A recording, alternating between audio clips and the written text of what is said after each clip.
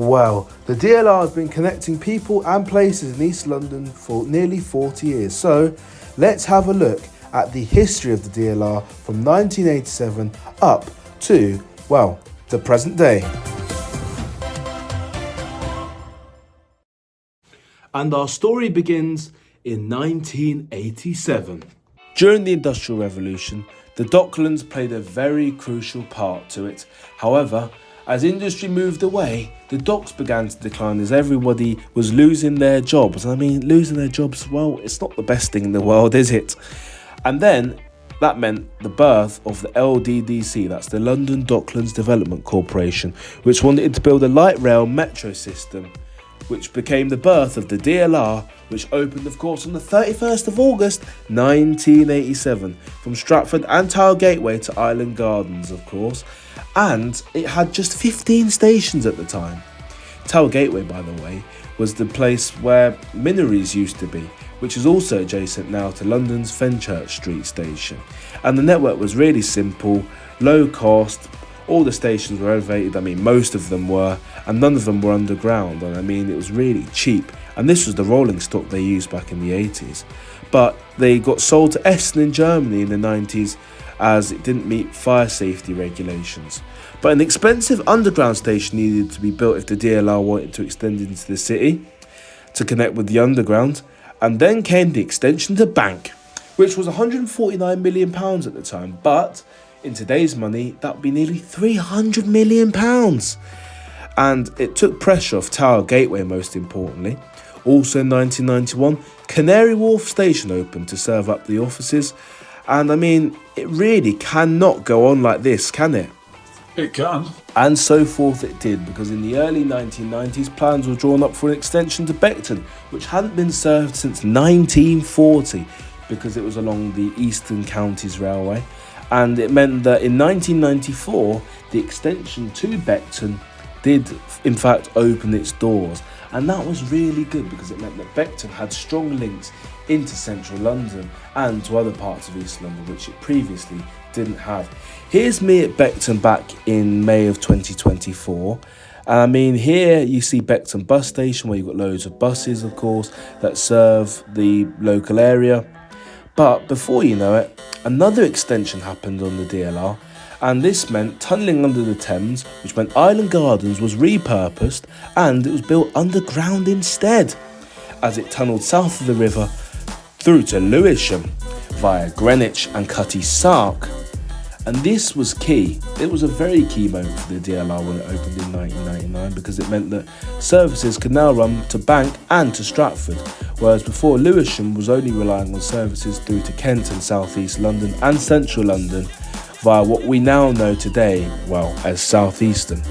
But by 2004, extension plans were drawn up to go to London City Airport and to King George V, which of course opened in 2005 on the 2nd of December. And this again was another key moment in the DLR's history, because it opened another branch, and now it meant that London City Airport was now on the DLR map and it was better served. And I've got to say, going off on a tangent, London City Airport has a ticket office, and it's got this pop-up shop. Well, it's not really a pop-up shop, but it's a shop inside the ticket office. It's the only DLR station with a ticket office.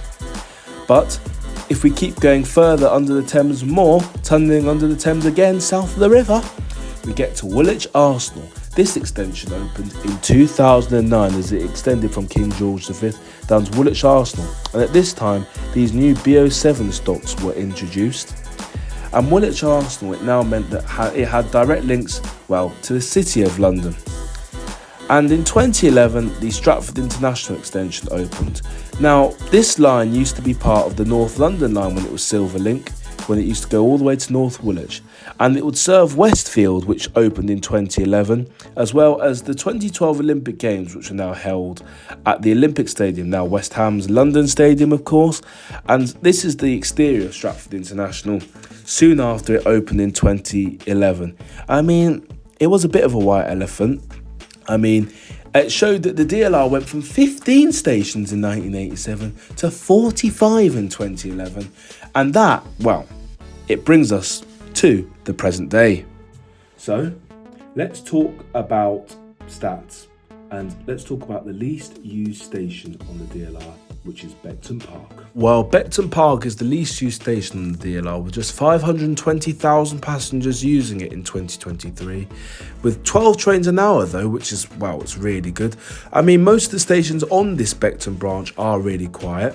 However, that's the opposite at Stratford, which is the busiest DLR station, with 55.72 million people using it in 2024. And of course, Stratford's a very key interchange. I mean, and this is the DLR stats. 97.8 million people used it in the 2024-25 period. And there's 3 types of trains, and all trains are maintained at Poplar Depot. And this is, of course, the brand new train, the B23 stop. I mean, it got withdrawn recently because of some issues in wet weather conditions, but I went on these trains a few weeks ago, and I've got to say they're really good. I mean, we're chasing these in a few weeks' time for travel vlogs, so effectively you're getting a sneak peek. You can walk through these 5-car sets with USB chargers and even timers and wheelchair space, of course. I mean, these trains are the future, these 5-car sets. But let's look at extensions now, because it looks set that the DLR is going to be extended again very soon for the first time in 14 years, as it extends to Thamesmead, which could start as early as 2027. It will also serve the Beckton Riverside development as well. Now, Thamesmead is notorious for its really shit public transport links. The public transport links are really, really poor because it was developed in the 60s. But in recent years, the efforts of the Superloop bus, well, yes, the SL3, have meant that Thamesmead is linked by bus to Abbey Wood on the Elizabeth line and to Bromley North Station. What have we learnt then? Well, the DLR has been an absolute success. You can't argue. Like, for nearly 40 years, it's been connecting people in East and some parts of South East London to Central London, and it's been brilliant. It's gone from having 15 to 45 stations. The network has tripled, and it doesn't look like it's going to stop anytime soon, even though an extension hasn't happened for 14 years. It's going to keep on growing. Of course, I've got a travel vlog coming up very soon where we look at the new DLR trains more, of course, and we try and chase them down. I mean, you've got some of the clips from that video, so be sure to watch out for that one. But going back to the DLR, economically, it has been brilliant for East London. The development of Canary Wharf and the Docklands, the development of Stratford, the new development of Thamesmead, which is coming, the new Beckton Riverside. It's been wonderful. Join me again next time for more as we talk transport. Bye-bye. Please like and subscribe for more content from Let's Talk Transport.